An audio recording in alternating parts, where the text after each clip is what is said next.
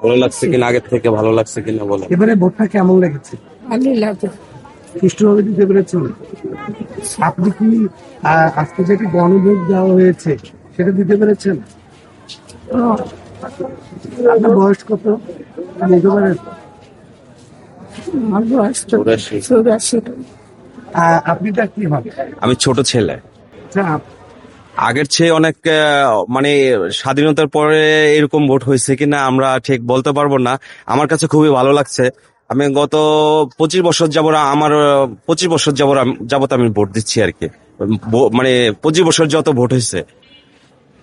আর স্বাধীন আর আরেকটা কি যেন বললেন, এই 17 বছরে আসলে ভোট দিতে আসছি, তবে সেরকম ভালো লাগে না, সেরকম ফিলিংস জাগ্রত হয় নাই।